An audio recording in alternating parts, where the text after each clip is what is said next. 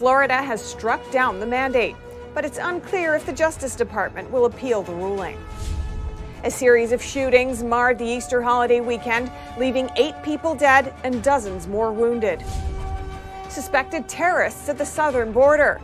Customs and Border Protection apprehended 23 known or suspected terrorists. A woman is blaming a candy company for the death of her husband. She says she brought home COVID-19 from working there. And California's Supreme Court is giving her the green light to sue. As Russia focuses its military strength on Ukraine's eastern region, parts of western Ukraine are also under attack.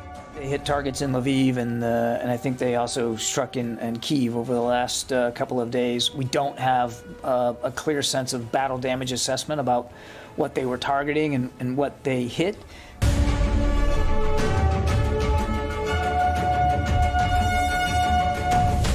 A United States judge in Florida struck down the federal mask mandate for airplanes and other public transportation methods. The ruling comes 1 week after the CDC extended the mask mandate through May 3rd. Federal Judge Catherine Mizell said the mandate was unlawful because it exceeded the statutory authority of the CDC. It's unclear how quickly the ruling will be implemented at airports across the country, or if the Justice Department will attempt to block the ruling and file an appeal. Migrants continue to enter the U.S. through the southern border, some possibly with bad intentions. Customs and Border Protection has apprehended 23 individuals who are known or suspected terrorists. According to information obtained by Fox News through a Freedom of Information Act request, the 23 individuals were apprehended in various locations from California to Texas. They are known or suspected to be involved in terrorist activities. The terrorist screening database keeps track of the number of suspected terrorists apprehended at the border. This information, however, is not available to the public. Last month, Representatives James Comer and John Katko, who are ranking members of the House Oversight and Homeland Security Committees, wrote to Secretary of Homeland Security Alejandro Mayorkas. They said they wanted the number of apprehensions of suspected terrorists to be made public, writing, "The American people deserve to know whether President Biden's weak border policies are allowing terrorists to enter our homeland." Around 2 million migrants crossed the Mexican border into the U.S. in 2021. The 6th bus from Texas carrying illegal immigrants reportedly arrived in Washington late last night. The transfers, which started last week, are entirely voluntary. And NGOs have been meeting the buses in D.C., helping to get the illegal immigrants to other transportation hubs and offering food. The busing is part of Texas Governor Greg Abbott's plan to deal with an expected influx of illegal immigrants when the Biden administration ends pandemic border restrictions on May 23rd. I spoke with Jessica Vaughn from the Center for Immigration Studies to learn more. Jessica Vaughn, Director of Policy Studies at the Center for Immigration Studies, thank you so much for joining us. What do you think Abbott is trying to do with this busing strategy? Well, I think he's trying to do 2 things. First of all, he would rather not have all of these new illegal border crossers settling in Texas because of the costs associated for the state's taxpayers and also the public safety problems that can happen with this kind of illegal migration. But secondly, he's trying to send a message not only to the Biden administration, but to the public that he's trying to do something and that state and local authorities have not been coordinating with the federal government, that this is something that is being pushed on them and that they have very little control of. So he wants to get people's attention. And so that is part of what's behind this particular policy of busing the migrants to Washington. And it's been going on for a series of days. Has he achieved what he set out to do yet? Well, I think so, to the extent that he wanted to get everybody's attention. He definitely has achieved that. As far as discouraging migrants from settling in Texas, I'm not sure that it will have that much effect because the ones who have agreed to take the buses to Washington, D.C. probably already wanted to go there anyway, or at least to that part of the country. But he certainly has gotten everyone's attention and focused people on what is going on. And judges in many districts around D.C. tend to grant asylum more than those in Texas. So in your opinion, is this tactic likely to lead to more illegal immigrants settling down permanently than would have otherwise? No, I don't think so. Because for a number of reasons, I don't think it matters where in the country they're going as far as their chances for getting asylum. Half of them don't even bother filling out the forms to make their asylum application. And the other half that do, they're probably going to be processed under the Biden administration's more lenient rules for granting asylum. And that's, even if they're done by judges, I think that most of them are expecting under Biden's rules to be allowed to stay. And if they don't, if their asylum application is not approved, they know that the Biden administration is not going to send them home either. So it really doesn't matter whether they get approved or not. Under Biden policies, almost all of them are here to stay. Jessica Vaughn, Director of Policy Studies at the Center for Immigration Studies, thank you so much. Thank you. Florida's Education Department has rejected dozens of K-12 math textbooks over what it called indoctrinating concepts. Instead of teaching kids plain mathematics, some books allegedly included racially divisive concepts. NTD's Grace Coulter has the details.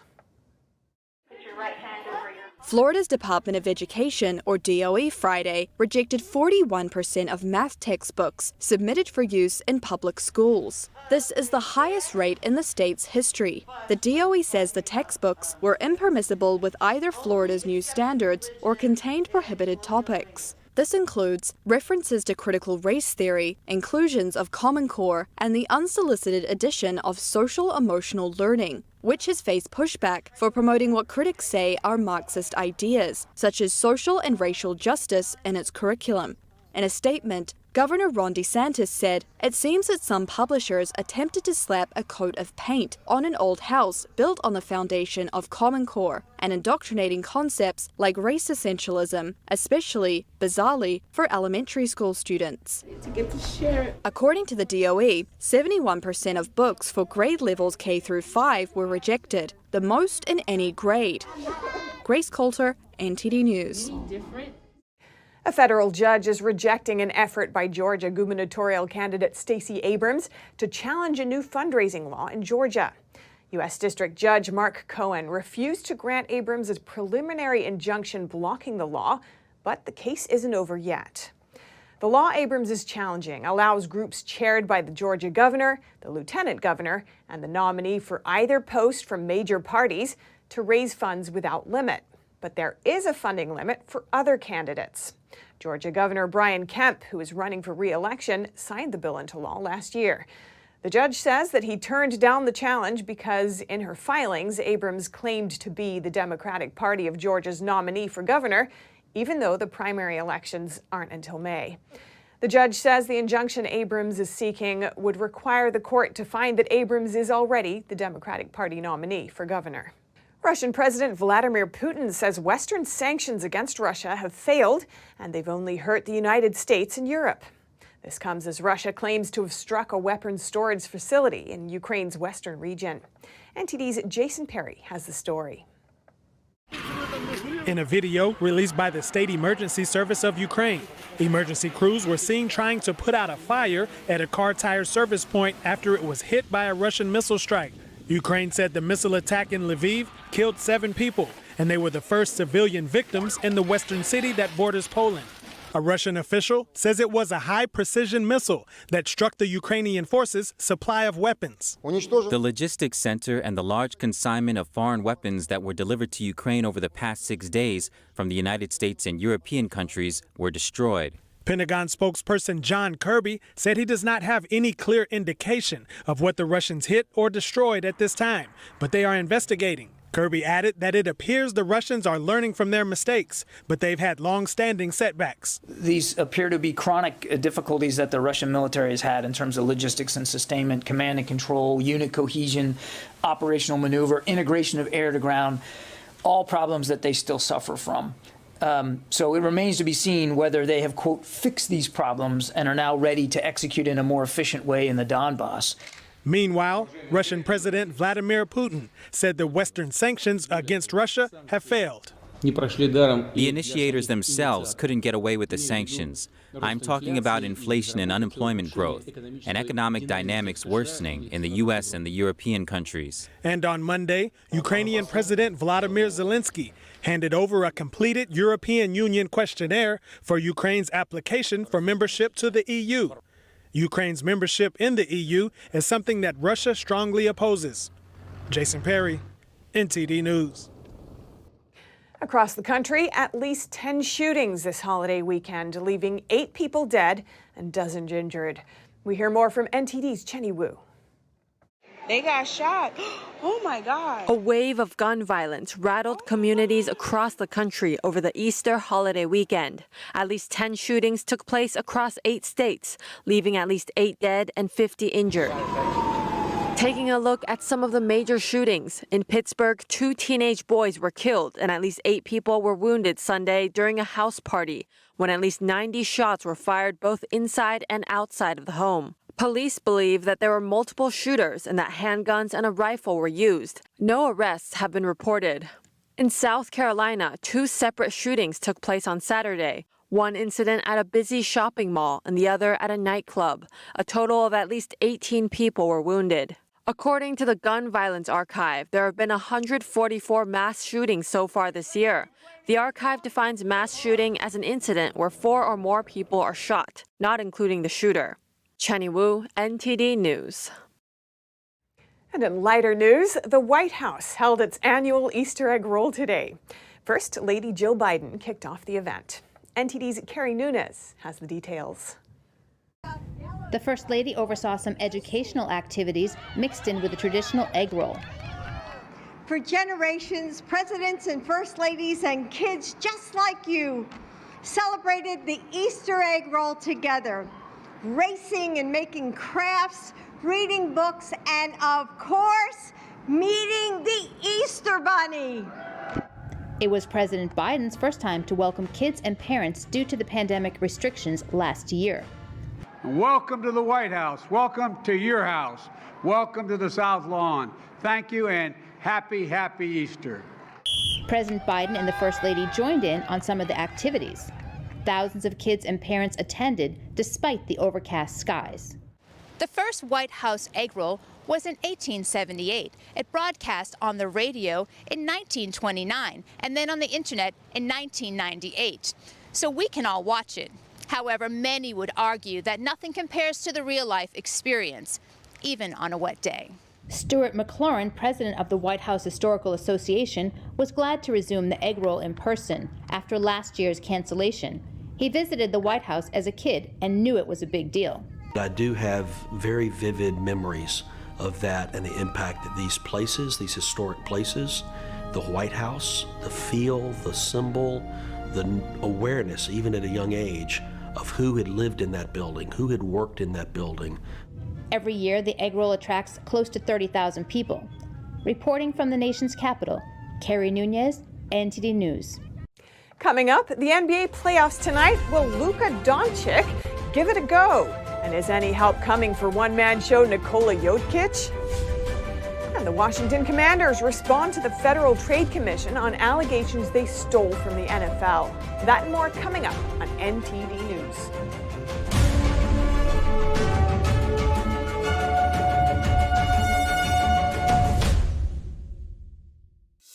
At The Nation Speaks, we don't just scratch the surface. We want to go wide and deep.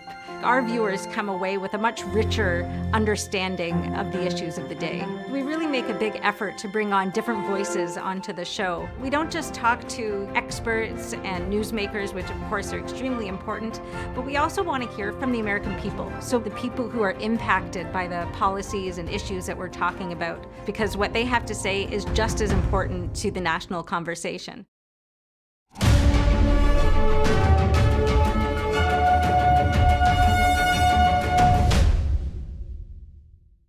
Portuguese soccer superstar Cristiano Ronaldo announced today that one of his newborn twins has passed away. He and his partner shared the tragic news on social media. The pair describes the loss as the greatest pain a parent can feel. They went on to say that the fact that one child is still alive gives them strength to keep going. Asking for privacy during this difficult time, the couple thanked the doctors and nurses for their expert care and support.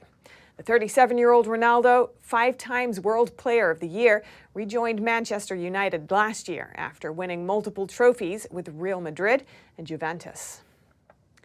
3 playoff games are scheduled for tonight in the NBA as the Raptors, Mavericks, and Nuggets try to even their series. NTD's Dave Martin has more. Tonight's action tips off with the Sixers looking to go up 2-0 as they host the Raptors.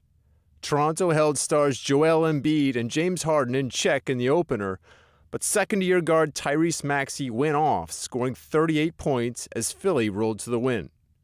A victory today for the Sixers may be crucial as All-NBA defensive guard Matisse Thybulle won't be available for Games 3 and 4 in Toronto due to his vaccination status. In Dallas, the Mavs will try to even things up against Utah, but it won't be easy without the services of All-NBA guard Luka Doncic. Doncic missed Game 1 with a calf injury and is listed as doubtful for tonight's contest. It's fair to say that the Mavs' whole game plan centers around him as he led the team in scoring, rebounding, and assists this past season. And in the nightcap, the Warriors host the Nuggets. While Denver is still formidable with MVP favorite Nikola Jokic running the offense, they might see the return of Michael Porter Jr. later on in the series, though Jamal Murray is still set to miss the rest of the season. Golden State has dealt with their own injury bug this year, but with Steph Curry back for Game 1, the Warriors' big three are finally together. The trio have won 3 NBA titles, but have played just 11 minutes together this season entering the series. Dave Martin, NTD News. The running of the 126th Boston Marathon today featured more than 28,000 participants doing the 26-mile-plus route. Due to the pandemic, this is the first time since 2019 that the event was held on its traditional Patriots Day spot. Kenya's Evans Chebet won the men's race with a time of 2 hours, 6 minutes, and 51 seconds. Defending champion Benson Kipruto, who won the 2021 race just 6 months ago, finished third. Olympic champion Perez Jepchirchir, also from Kenya, won a back-and-forth battle to take the women's title over Ethiopia's Ababel Yeshene. The two traded places 8 times in the final mile before Jepchirchir pulled away, winning by 4 seconds. And in keeping with Patriots Day traditions, the Boston Red Sox played a home game this morning against the Minnesota Twins. The Sox are expected to be a couple players short in an upcoming road trip north of the border. NTD's Dave Martin has more. Minnesota topped Boston 8-3 using a 4-run 8th to blow the game open. The inning featured just 1 hit, a 2-run single by Jorge Polanco, but was highlighted by 4 walks and 2 wild pitches, the latter of which each brought home a run. Polanco also homered in the third, a 2-run shot off Boston starter Rich Hill, who took the loss. Minnesota's Dylan Bundy got the win, his second of the young season. Xander Bogaerts and Gio Urshela each had 3 hits on the day. Meanwhile, Boston manager Alex Cora said the team will have to do without multiple unvaccinated players next week when they travel to Toronto to take on the Blue Jays. Pitcher Tanner Houck told the Boston Globe he's unvaccinated against COVID-19 and won't play in the 4-game set, even though he would have been in line to pitch Game 2. Players sidelined by COVID-19 vaccine issues aren't paid and don't accrue Major League service time. Dave Martin, NTD News.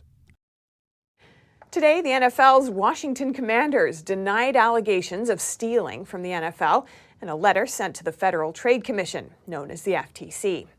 The letter came as a response to Congress asking the FTC to look into the team's business practices.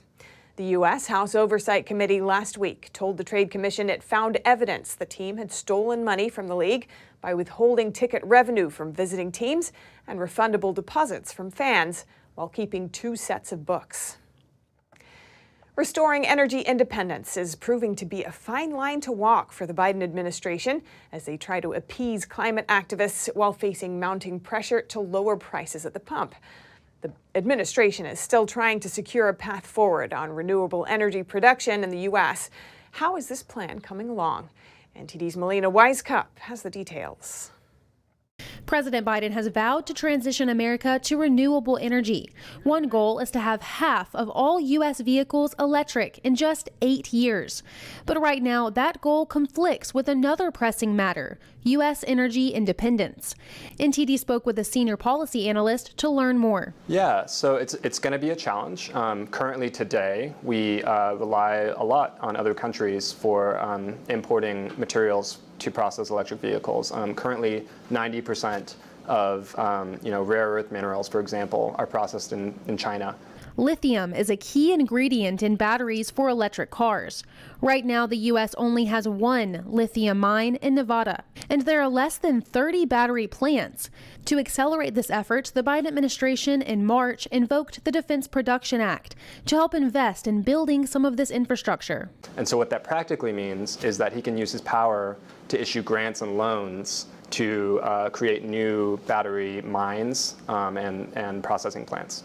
The Department of Energy is working towards opening 13 more battery plants by 2025. But even as we start to see more electric cars on the road, some energy analysts point out that electric vehicles still must rely on a power source for energy. But at the end of the day, you have to take a look at under the hood, where does the electricity for your electric vehicles come from? So unless you have a solar-powered electric vehicle, you have to plug into somewhere. He says one solution is to have a mixed energy approach, such as using a mix of coal, natural gas, renewables, and nuclear energy. For example, coal can be cleaned up a lot through filters, through processing of the ore components so that it burns a lot cleaner. As for nuclear energy, right now, Russia and China dominate the nuclear energy market. Now on Capitol Hill, there's a bipartisan push led by Senators Joe Manchin and Jim Risch to invest resources into developing American nuclear energy. Reporting in Washington, D.C., Melina Wisecup, NTD News. And utility companies want to upgrade our aging power grid. Currently, it's not always dependable, with some parts of America experiencing long outages. However, we're also experiencing high energy prices. NTD's Faye Corder has more. Power companies want to upgrade the power grid. The aging power grid is currently suffering from dependability issues, such as long, large-scale power outages. Prices are going to go up.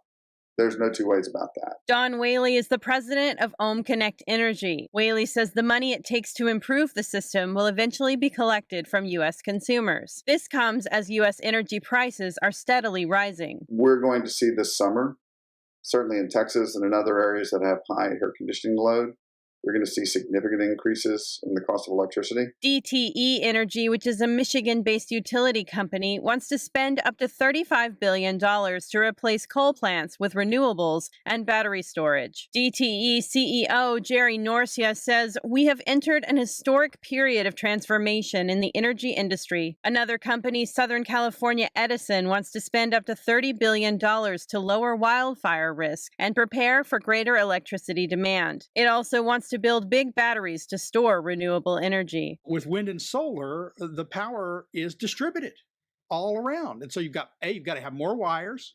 You've got to have new technologies. Sterling Burnett is a senior fellow at the Heartland Institute. Burnett says renewable energies bring many additional challenges and that they're even more vulnerable to the weather and outages. The U.S. power grid is generally made up of three parts: the eastern grid, the western grid, and ERCOT, which covers Texas. Construction of the grid started in the early 1900s. Faye Corder, NTD News. Coming up, California authorities announced on Friday the arrest of 47 suspected gang members. They're accused of drive-by shootings, murder, assaults, and funding their illicit activities in the Central Valley through prostitution rings and the sale of guns and narcotics. During the operation, a total of 19 shootings were prevented. 2 shootings were planned mass shootings. Staying in California, both kids and grown-ups alike took part in this year's annual Big Wheel race in San Francisco. The race finally took place after 2 years of being postponed. More soon here on NTD News.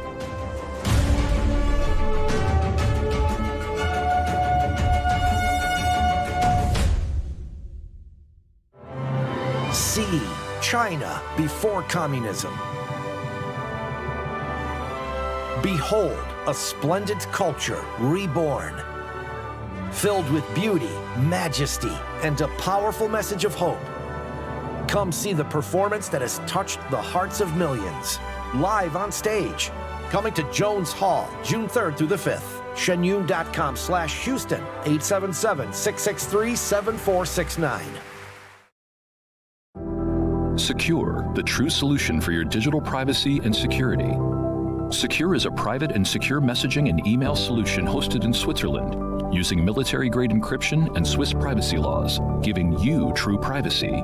Secure is 100% private and does not collect or sell any of your personal data. Secure's Helix technology connects you securely to our Swiss servers without the need of a VPN, guaranteeing privacy and security for all your communications. Secure Messenger doesn't require your phone number or any personal data that hackers target. Chat by Invites allows you to chat privately and securely with anyone outside of your secure network without the need for others to download Secure. Secure Send offers you a private and secure way to email anyone outside of Secure. You won't find this level of privacy or security on any other email or instant messaging application. Visit secure.com. Regain and protect your privacy today.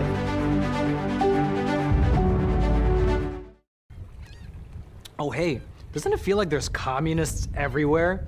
In fact, the Chinese Communist Party has been subverting America from every angle. So whether it's compromising our politicians, controlling Hollywood, manipulating Wall Street, or infiltrating our schools, they have stopped at nothing to take down America. And I believe that in order for us to not become like China, we need citizens who know the truth. So go on over to getepic.com, stay informed with a subscription to the Epic Times, and you will get instant access to this infographic.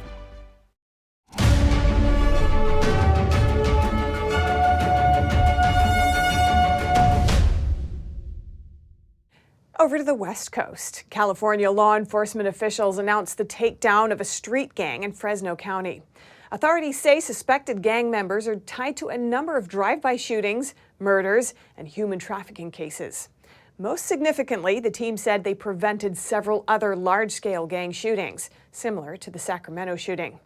NTD's Cynthia Kai brings us more. A 5-month investigation into violent criminal street gangs in Fresno County culminated last Thursday with the arrest of 47 suspected street gang members. The suspects in the case showed no regard for human life and not only shot and murdered multiple victims, but they also used human trafficking and the sale of narcotics and guns to fund their operation. The investigation found gang members using the funds to post bonds for other gang members to get out of jail. Balderrama said Operation No Fly Zone was a multi-agency operation involving 200 law enforcement personnel, helicopters, fixed-wing aircrafts, and 25 SWAT teams. During the operation, a total of 19 shootings were prevented. 2 shootings were planned mass shootings. One on April 2nd, a day before the Sacramento mass shooting, and on April 11th. Both were going to occur here in Fresno. These shootings did not occur, as we were able to use the intelligence in time to place a strong police presence in the areas and deter the shootings. He said, "We know they called it off because we were there, but did not provide other details." During the press conference, Attorney General Rob Bonta expressed gratitude towards all agencies involved in Operation No Fly Zone. Fresno County District Attorney Lisa Smitkamp said all the individuals arrested in the operation had previous encounters with law enforcement officers and the courts. They have been given programs, they have been given counseling, they have been given opportunities to change their life. They have chosen, as most do who are not held accountable for their actions, to continue their criminal behaviors. Increased and unearned jail and prison time credits, early releases, and light sentences by judges encourage them to continue with their criminality. Schmidt-Camp criticized current laws for being too weak. The politicians who pretend to care about law and order with sound bites when tragedies occur, or show up to say they care about victims during election seasons, are the ones who continue to support the weakened laws passed by the people who call themselves criminal justice reformers. She thanked Attorney General Bonta for voicing support towards Fresno County law enforcement efforts. And I would encourage you to speak to the governor and to the people in the state assembly about stopping these political agendas, theories, and versions of reform that are not working. Schmidt-Camp's comments and the efforts of Operation No-Fly Zone come as the California Department of Corrections and Rehabilitation is proposing to make the state's early release program for inmates permanent. Currently, inmates can shorten their sentences by earning credits if they participate in firefighting, educational courses, and other rehabilitation programs, an initiative created under Proposition 57 and passed by California voters in 2016. During the COVID-19 pandemic, early release rules were adjusted to allow inmates to earn credits more easily. Opponents of the initiative attribute recent increases in violent crime to early releases. San Jose police concluded a long-term, multi-jurisdictional investigation involving a prolific robbery crew. The suspects allegedly targeted multiple jewelry stores throughout the Bay Area. We hear more from NTD's Cynthia Kai. San Jose police announced the arrest of 6 suspects in connection to multiple smash-and-grab robberies between October 2021 to January 2022. SJPD robbery unit detectives identified multiple suspects entering jewelry stores wearing masks. The suspects used sledgehammers and tools to break open glass display cases and take thousands of dollars worth of jewelry. Some of the suspects were armed with firearms and pepper spray. After stealing merchandise, the suspects would run into vehicles waiting outside and flee the scene. As part of the investigation, detectives seized several firearms, including 2 assault weapons with extended magazines, ghost guns, and gun manufacturing equipment. SJPD received support and help from the U.S. Marshal Service and other police departments around the Bay Area.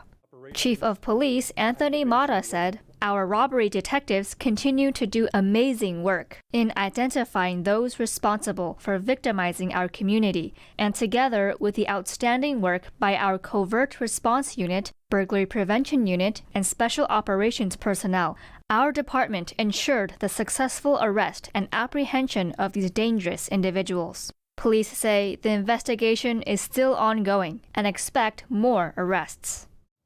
After missing 2 years due to pandemic restrictions, San Francisco's annual Bring Your Own Big Wheel race was able to start rolling again on Sunday. Costumes, creative vehicles, and enthusiastic crowds could all be seen at the All Ages Just for Fun event. NTD's Jason Blair went this year to check out the competition. Bring Your Own Big Wheel, an annual event where both kids and adult kids get a chance to race down a windy San Francisco street. After being postponed in 2020 and 2021, the event finally gets to hold its 20th race. It's been so fun, bro. I didn't even know this existed, but I've had a blast. I mean, everyone just bombs the hill and there's crashes everywhere, and it's so much fun. I think my favorite part of the kids, they go super fast. The second turn of my first run, I just completely slammed into the wall and then was able to just keep going. And then after that, I got like a boost from a guy who caught his leg behind me, and we just started flying down the hill. It was awesome. The last one was awesome. John spun around backwards and just carried down with the flow. According to the organizers, things first started in 2000 by John Brummett when he took a lone ride down Lombard Street on a big wheel while 13 people watched. Over the years, it grew bigger until 2007. The residents near Lombard eventually asked them to leave. Since 2008, the event has been held at Vermont Street, which is also steep with plenty of sharp turns. It's great that they can do it. Hopefully they're able to continue doing it. You know, it's one of those fun things that seems to only happen around here. The other guy crashed, and I crashed into him in my defense. Like, oh no, I was like, bye, Annie. I was like, no. It's been awesome. I was kind of nervous, you know, coming into it, like I didn't know what to expect. And then you just get swept up in the speed and the the crowd. Not all the big wheels can hold up for the whole race. Some end up getting scrapped after having too much fun. We've recovered 4 wheels and 2 seats, so it's gonna go back into our cache of equipment for next year. If you want to roll down the hill, there's no fee. However, you do want to register and make sure you bring your own big wheel. According to the event website, the race costs about $10,500 to hold, which is mostly covered with donations and out of the organizers' pockets. Jason Blair, NTD News, San Francisco. And in Texas, police dogs are getting special care. A hospital is donating individual first aid kits to all of Houston's K-9 officers. Here are the details. K-9 officers in Houston, Texas are receiving life-saving emergency safety kits. The kits are donations from Memorial Hermann Life Flight, which is a hospital-based medical air transport service in Houston that transports ill or injured patients in helicopters. The kits that you see before me, right here to my right, are lifesavers. One of the greatest things about this kit is that we actually use them on humans, but it contains different components in it. But we took the idea, collaborated it with how we could assist the canines in the event they are injured. Life Flight launched a K-9 casualty care course in 2020. The program offers transportation and treatment for injured canines, as well as emergency care training for canine handlers. It's the only service of its kind in the nation. It's actually hands-on on this course where they actually learn to wound pack and do stuff on mannequin dogs and on real live dogs. We do receive donations for training materials, mannequins. We have probably $10,000, $15,000 in just canine mannequins for training for CPR. The same training and canine safety kit helped Houston officer Paul Foster save his canine partner Nate when a suspect stabbed the police dog multiple times in January. He probably would have bled out that day. He probably would not be with me still. So it was very important. It's critical that we have medical kits like this. They take great risk because a lot of times on a scene it might be the canine, maybe the first one into a building or something like that. Officers say that Life Flight's course is expanding as there are many requests for the program coming from outside of Texas. NTD News, Texas. Coming up, Shanghai reports its first ever virus deaths since the start of the lockdown. The city recorded over 300,000 cases and only 3 deaths. And violence breaks out at a holy site in Jerusalem amid Passover and Ramadan. A group of Palestinians throws rocks and fireworks, attempting to prevent Jews from visiting the Temple Mount.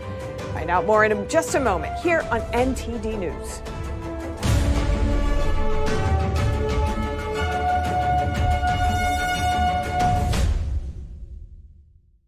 Navigating a world of economic madness, you need to have the right guide. What do today's decisions mean for your tomorrow? We ask why. What's the alternative? Uncover the deeper reasons and the hidden influences, and highlight the real opportunities for profit. At NTD Business, we connect the dots for you. Good evening. Thanks for joining us. NTD Business. I'm Paul Green.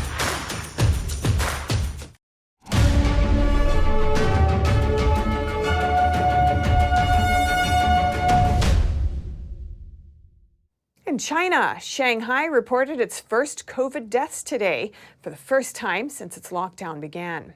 The city has been locked down for more than half a month now, with over 300,000 reported cases, but strangely no deaths attributed to the virus until now.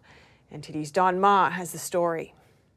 Health officials say 3 people died from COVID on Sunday. They were between 89 and 91 years old.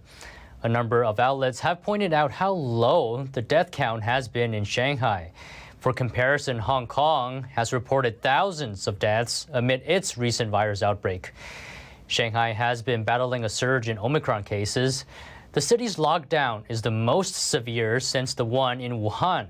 Locals are not allowed to leave their homes, even to buy groceries. Immunology and global health specialist Dr. Alejandro Diaz tells me lockdowns are not the right way to tackle Omicron. Lockdowns, they don't work as well as we thought. They don't work as well. But what I can tell you is that herd immunity and vaccination rate for those who believe in the vaccine is key. Locking down Shanghai is like trying to stamp out the common cold. Diaz explains because that is what Omicron is comparable to. Omicron, it's really like very similar to common cold. You just stay at home for 2 or 3 days and then you go to work, you go to school, you go outside. City authorities are also sending infected residents to government-run quarantine facilities. If you're wondering what the living conditions are like at some of these facilities, they're not good. Construction hasn't even finished at some of them. People are sleeping on the ground, there are water leaks in the ceilings, and the facilities are packed with people. One Shanghai resident said that he actually got virus symptoms after being sent there. And keep in mind that the people at these places are mostly those who have the virus. As the Shanghai lockdown continues, Chinese netizens have started echoing the first line of the Chinese national anthem, which says, "Stand up, those who refuse to be slaves." But now it seems Chinese censors are banning the first line of its national anthem online. Hashtags of the phrase are no longer searchable on Chinese social media platform Weibo. China wants to be a powerful country on the world stage, but economists have said that it can't achieve that goal if it keeps its economy locked down. Don Ma, NTD News. Violence broke out again around the Temple Mount in Jerusalem this past weekend. Israeli police say a group of Palestinian Muslims threw rocks and fireworks to prevent Jewish worshippers from visiting the holy site. NTD's Allison Lee has more. Hundreds of young Palestinians set up barricades at the Temple Mount and threw rocks and fireworks this past Sunday morning. They did so in anticipation of Jewish visitors coming to the holy site, which is the holiest for Jews and the third holiest for Muslims. Israeli police later entered the compound to safeguard the Jewish visitors, cleared out the Palestinians, and arrested several people for rioting. This year, the Muslim month of Ramadan coincides with the Jewish Passover, drawing tens of thousands of visitors to Jerusalem's Old City. Under longtime understandings, Jews are allowed to visit the Temple Mount, but are barred from praying there. The Israeli government released videos of other skirmishes near the holy site. One video shows Palestinian rioters throwing rocks at buses just outside the Old City. Police say several passengers suffered minor injuries. Another video shows 3 Jewish worshippers physically assaulted in the Old City. Israeli police say they arrested 18 people on Sunday in connection with the riots and assaults.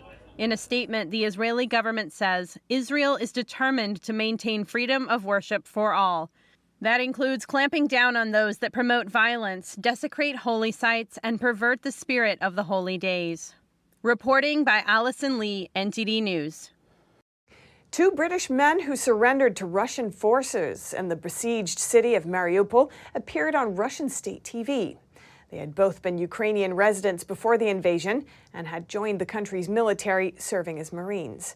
2 British fighters captured in Ukraine by Russian forces appeared on Russian state TV on Monday and asked to be exchanged for a politician who is being held by Ukrainian authorities. It was unclear how freely the 2 men were able to talk. They identified themselves as Sean Pinner and Aidan Aslan. Both appeared to be nervous and tired. They spoke separately after being prompted by an unidentified man. The 2 men asked Prime Minister Boris Johnson to help bring them home in exchange for Ukraine releasing pro-Russian politician Viktor Medvedchuk. Medvedchuk was also asking to be swapped in a video released around the same time on Monday by Ukraine's intelligence service. In his appeal to Russia's President Putin and Ukraine's President Zelensky, he asked to be exchanged for what he called the defenders of the Ukrainian city of Mariupol and its citizens. It was also unclear how freely Medvedchuk was speaking in the video. Both Pinner and Aslan fought in the Ukraine side in Mariupol, the city now thought to be under Russian control. On the weekend, Medvedchuk's wife made an appeal to Prime Minister Boris Johnson. Mr. Prime Minister, you have a great influence on President Zelensky. If you are not indifferent to the fate of your subjects, help their family and friends return Aidan and Sean. Help me return Victor. I'm grateful for your attention. Marchenko also released a second video message to Saudi Arabia's crown prince, asking him to use his ties with Johnson to secure the prisoner swap. She said she believed Medvedchuk's life was in mortal danger. At a news conference in Moscow earlier last week, she said that one of the two photos released by Ukraine showed he had been beaten. Medvedchuk is the leader of a pro-Russian opposition party and owner of a media empire. He is considered to be Putin's closest and most influential ally in Ukraine. The Russian leader is godfather to one of his daughters. Medvedchuk had been placed under house arrest last year to face treason and terrorism, facing charges which he denies. Ukraine says he escaped a few days after the Russian invasion began in February, but was later captured. The Kremlin last week said Medvedchuk did not have any communication back channel to the Russian leadership. Eddie Aitken, NTD News. Staying in the UK, British Home Secretary Priti Patel has defended the government's plans to send illegal immigrants to East Africa. In a joint article with the Rwandan foreign minister published in the Times newspaper, she challenged those opposed to the scheme to come up with a better idea to tackle small boats crossing the channel. NTD's Jane Werrell brings us this report. The Home Secretary says her plan to send migrants to East Africa is a bold new approach. Writing in the Times newspaper with the Rwandan foreign minister, she defended the plans, saying, "Through investment in jobs, skills and opportunities in Africa, this bold new approach hopes to set a precedent that could be replicated elsewhere. It will disrupt the business model of organised crime gangs and deter migrants from putting their lives at risk." She said innovative solutions are needed to put an end to the deadly trade. Opposition parties have criticised the plans, and so have some within the Conservative Party. One MP said that while he has sympathy with the government, it's unlikely to reach its aims. The Archbishop of Canterbury joined the chorus of critics during his Easter Sunday address. He said there are serious ethical questions about sending asylum seekers overseas. He made the headlines, but some MPs criticised his comments. Jacob Rees-Mogg told The Telegraph that while the Archbishop is entitled to his opinion, he has missed the effect of the policy. The Energy Minister is also defending the scheme and said critics of the plan need to show an alternative solution.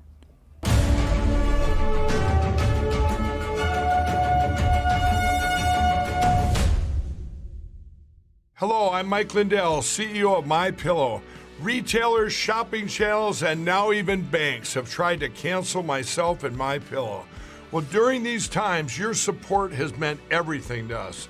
So my employees and I want to personally thank each and every one of you by passing the savings directly onto you. We're selling the best products ever for the best prices ever. For example, we have my standard size MyPillow, regularly $69.98, now only $19.98 with your promo code. Or you can get custom fit with my premium queen size MyPillows, regularly $79.98, now just $29.98. Or my king size, regular $89.98, now just $34.98. So go to mypillow.com now and use the promo code on your screen or call the 1-800 number below to receive this exclusive offer. If you do it right now, I'm going to include a free gift with your purchase. Thank you and God bless.